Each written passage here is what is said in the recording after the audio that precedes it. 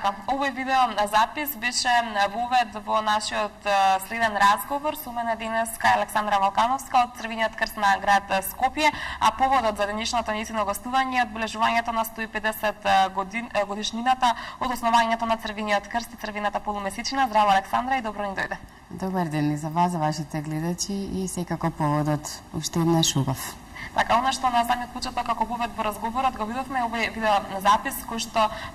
мораме да нагласиме е снимен на секаде низ целиот свет и всушност ја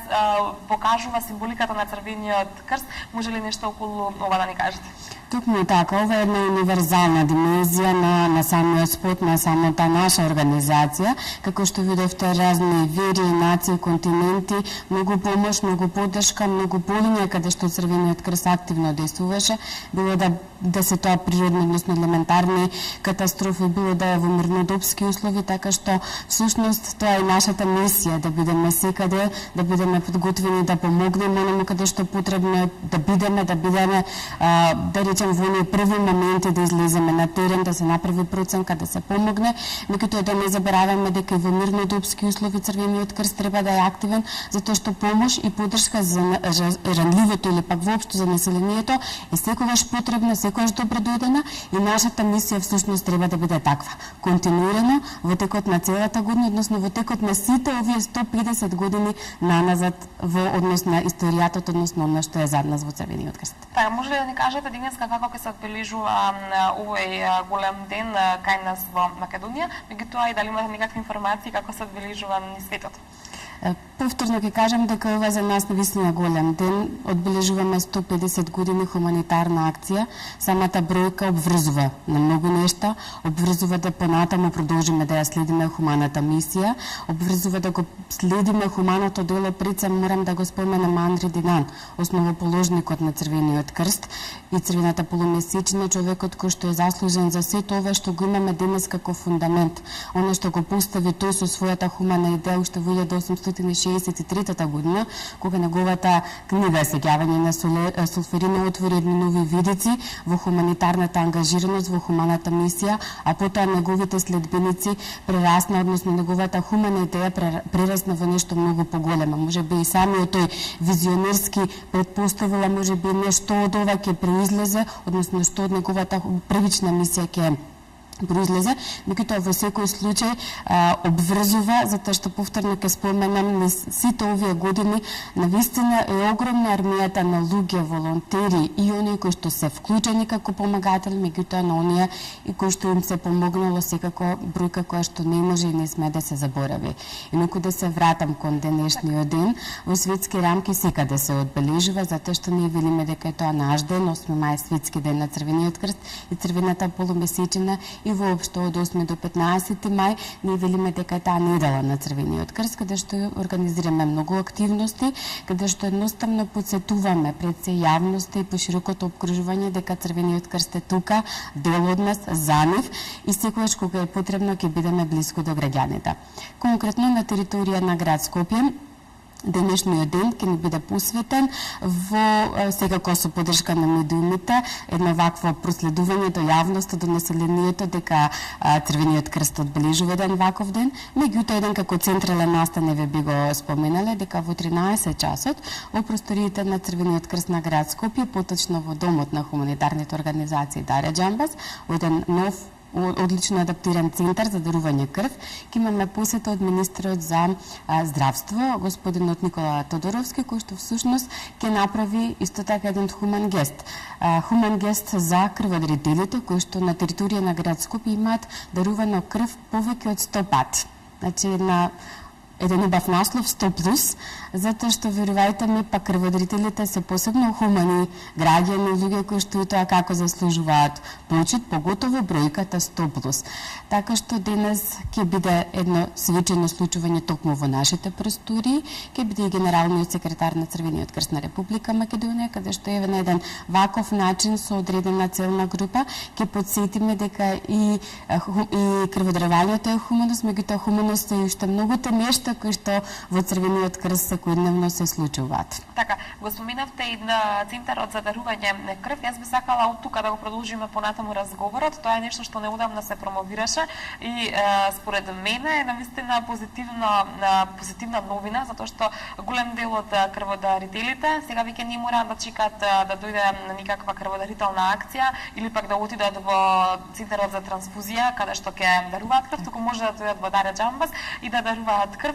Кажете ни нешто повеќе околу тоа, од колку до колку е отворен овој центар за дарување крв, колку дена во неделата? Токму е така, значи Центарот за дарување на крв е прв и единствен од ваков вид во Републикава, кој што функционира во рамките, како што споменав, на Црвениот крст на град Скопје. Идејата можеби одамна се провлекуваше, сега дојде вистинскиот момент затоа што беше финансиски поддржан од градот Скопје, од други партнери, фирми, компании, кои што препознаа дека ваквиот центар, односно ваквото случување и ваквиот начин на организирање и мотивирање на крводарителите во нашиот град е навистина добра можност. Споменав и крводарување и мотивирање. Исти, меѓутоа и различни нешта, затоа што едното води кон другото. Самиот центар за дарување на крв е замислен како катче, односно место каде што и крводарителите ќе бидат хумани секојдневно, значи секој работен ден од 10 до 17 часот и сабота од 10 до 14 часот и ќе може да даруваат крв. Меѓутоа, на втората димензија мотивирање, тоа значи дека во самиот центар ќе имаат можност да се дружат, да разменат некои идеи, искуства, да прочитаат нешто, затоа што во самиот центар има многу промотивни и едукативни материјали токму за крводарителството. Од тука очекуваме да се регрутираат и многу нови крводарители, пред се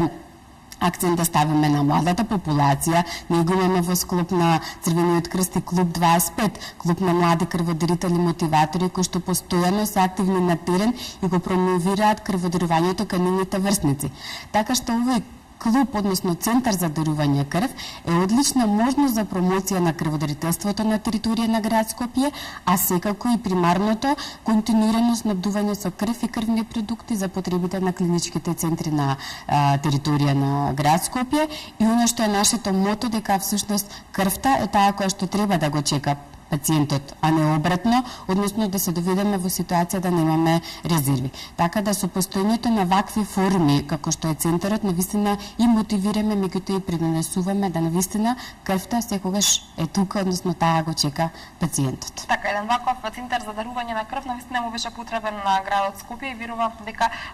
дури и во наредниот период сите ние ќе ги почувствуваме благодетите од тоа што еден ваков центар се отвори или во близина на нашите. Така, пред се тоа е во централното градско подречје, затоа што навистина некојаш е проблем да се отиде подалеку, сепак граѓаните честопати минуваат тука, така да е навистина убава можност. А во однос еве кога го спомнавме крводарителството, нешто што викендот ќе се случува, морам да го споменам, тоа е семинар традиционален кој што Црвениот крст го организира за нови, односно обучени крводарители, мотиватори, меѓутоа од различни националности. Повторно една димензија на Црвениот крст, односно промовирање на хуманоста преку крводарувањето кај различни вероисповести, националности и така натаму, затоа што знаете, секоја се доведуваме во ситуација да не е потребна крв и при тоа врз базата на нели анонимност, ниту знаеме кој е дарителот, ниту па понатаму како оди нели крвта, односно од дарителот знаеме дека процесот е на преработка и сето тоа, меѓутоа анонимно, потоа ја примаме во името на повторно хуманост, на спасување на нечи живот. Така, во однос на сите хумани или акции и организации кои што се случуваат, изминатава година бевте навистина активни, актуелни на многу полиња од хуманото живење. Може ли да кажете какви се хумани акции спроведовте? Навистина времето веројатно ќе ни биде прекратко ако зборуваме за се, меѓутоа еве по области навистина имаше многу активности, многу новини, многу нешта кои што одбележа изминатата година и изминатите години. Би споменала дека навистина младите беа столбот на организацијата, тоа несомнено реализира многу теренски активности, многу собирни активности, хуманитарни забави, би го споменала и оно што не беше и едно интересно доживување представување, односно една театарска представа, погодете кој доаѓа на вечера се викаше, кој што беше нешто ново, нешто интересно пред се и за младите, меѓутоа зборуваше за тоа дека младите се тие кои што промовираат културата на диалог, толеранција, односно она што значи дека младите луѓе понатаму се носители на тие хумани вредности во нашето општество. Имавме доста проекти за социјализација на деца и млади со посебни потреби и секако продолжуваме и оваа година во таа насока. Тука би го споменала и проектот промоција на хумани вредности, кој што исто така годинава го заокружи одлично овој циклус со над 200, односно 220 мали проекти за добробит на заедницата, изработени токму од младите, кои што всушност ја иницирале и мобилизирале целата заедница. Потоа би го споменала исто така нова форма дневниот центар за грижа за стари лица, кој што исто така функционира во рамките на Црвениот крст, кој што има и навистина убава просторија наменски адаптирана за старите лица кои што го поминуваат убаво своето слободно време во просториите на центарот, меѓутоа и млади волонтери кои што се активни на терен и ги посетуваат старите лица, патролните работници кои што беа постојано активни на терен. Потоа пунктот за бездомници кој што секој петок беше активен, беше отворен за бездомниците, онаа категорија граѓани. Многу активности во областа на социјалата, кампањи, затоа што велиме дека кампањите се тие кои што ја подигнуваат свеста, можеби во 3 дена не можеме да го направиме, односно да го постигнеме сето она што го замислуваме, меѓутоа ја покренуваме јавноста. УНХЦР проектот е секако активен, крводарителство, првата помош, навистина палетата е огромна. Тука сме повторно ќе кажам за сите целни групи, за сите оние кои што има потребно од нашата помош, наша поддршка и устануваме понатаму во служба на хуманоста. Така, токму тоа сакам да ве запрашам во однос на кампањите. Дали вродуваат со плод сите овие кампањи кои што ги споменавте, односно дали успевате да мотивирате нови членови, дали ги мотивирате младите да даруваат крв, колку на крајот од денот ако ги сумираме резултатите, ќе може ли да се каже дека со голем успех се работи во Црвениот крст? Да, за среќа навистина си споделуваме убави нешта, споделуваме убави резултати, затоа што впрочем и нашата мисија се сведува на тоа, пред се да регрутираме голем број на волонтери без разлика од помладата, од повозрасната популација, затоа што во Црвениот крст има место за секого, кој што има слободно време, кој што сака да волонтира. Потоа помагаме на голем број корисници, значи различни категории од оние што ги споменав, значи бездомниците како една посебна категорија, навистина во тешки и неподносливи услови на живот. Црвениот крст беше тука, подаде рака уште далечната 2007 би рекла, па се до денес. Помагаме и на повозрастни лица, помагаме и на стари лица, на лица со посебни потреби, меѓутоа правиме еден генерацијски спој, млади, средновечни, повозрастни лица, а кампањите се тие кои што мотивираат. Кампањите потсетуваат дека треба да бидеме активни 365 дена во годината и години пред и зад нас. И оно што е многу важно дека потсетуваат дека хуманоста треба да се негува, дека хуманоста треба да се пронајде во секој од нас. Ние, нашите поколенија, треба да ги учиме на хуманост и потоа тие да го пренесуваат истото на своите поколенија, затоа што веруваме дека тоа е навистина вистинскиот пат и вистинскиот начин. Така, оно што е секако важно да споменеме е тоа што вие сте присутни на сите поголеми случувања во градот Скопје, ќе бидете присутни на Скопскиот маратон во недела, присутни сте на фрлањето на крстот за водици, присутни сте на скопските улици во најголемите гориштини, односно во топлите денови кога ги освежувате нашите сограѓани со вода. Исто да се случува и во зимскиот период кога ги освежувате, кога ги стоплувате со чај.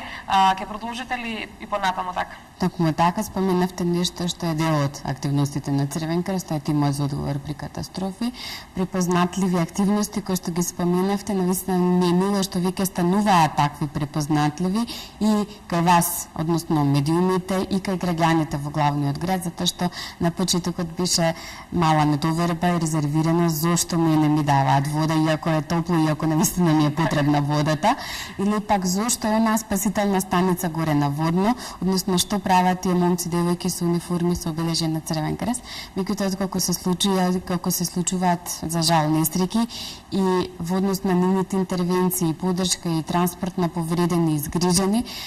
навистина граѓаните ја стекнаа довербата во Црвениот крст и тие не го препознаваат повторно знакот на Црвениот крст, довербата е навистина на едно високо ниво, се обраќаат кај нас и навистина сме задоволни и се обврзуваме дека и понатаму ќе продолжиме со ваков или слични активности. Како што споменавте, Скопскиот маратон ќе го земам за нешто што сега скоро ќе се случува, каде што нормално со обележите на Црвениот крст, со таа препознатливост на пунктовите, ќе бидеме повторно во служба на сите оние кои што спортски и рекреативно ќе сакаат да трчаат,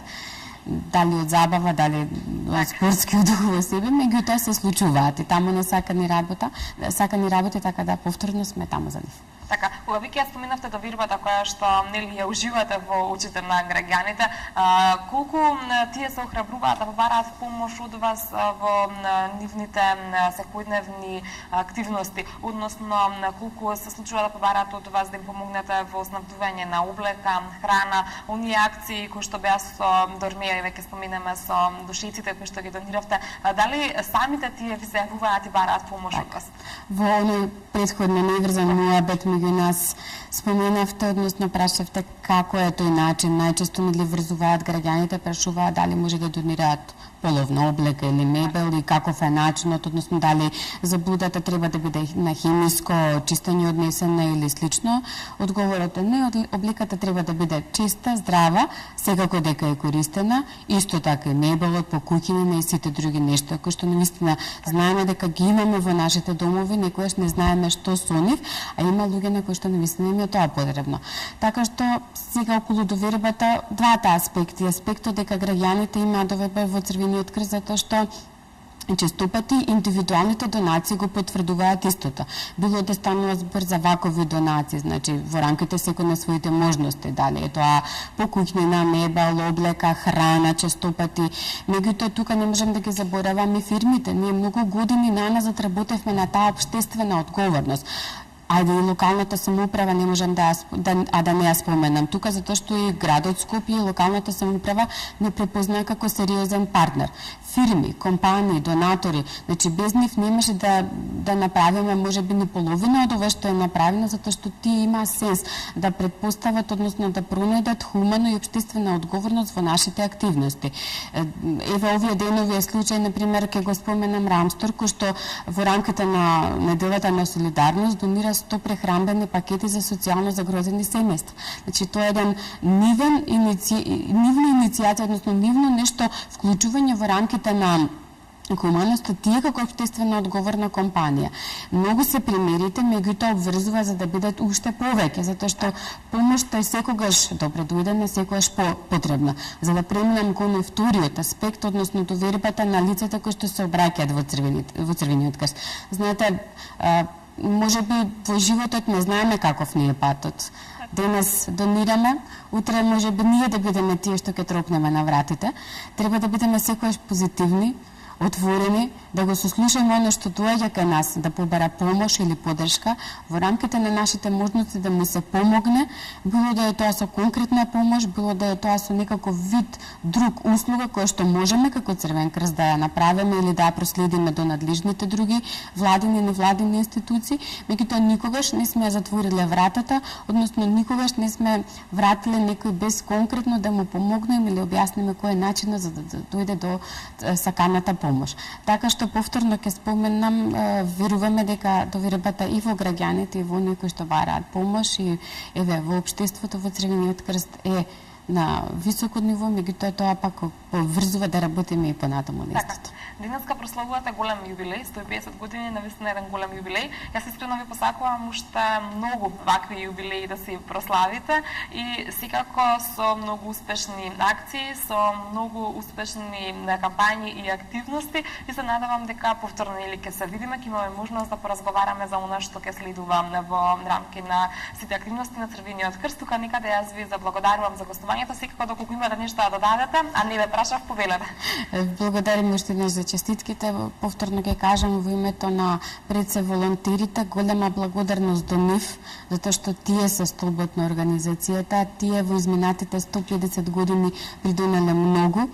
Стручната служба е тука секогаш, како нивна поддршка, како нивна насока за нивната хумана ангажираност. Меѓутоа, повторно ќе споменам голема благодарност до сите нив и уште еднаш честитки за големиот јубилеј со едноставно обврзувачко едно мото, односно 150 години хуманитарна активност, која што и понатаму ќе ја негуваме и која што понатаму ќе ја промовираме. Така, Александра, јас тука никаде ви заблагодарувам за вашето денешно гостување и како што кажав, продолжуваме со нашата соработка и понатаму и секако дека најголемиот бенефит од оваа соработка верувам ја имаат нашите гледачи кои што секогаш се информирани се во тек со се она што се случува во просториите на Црвениот крст, меѓутоа и надвор од просториите нели на улиците. Ајде да продолжиме ние понатаму со нашата редовна програма, а вие останете на истата оваа фреквенција затоа што ќе се вратиме назад многу скоро.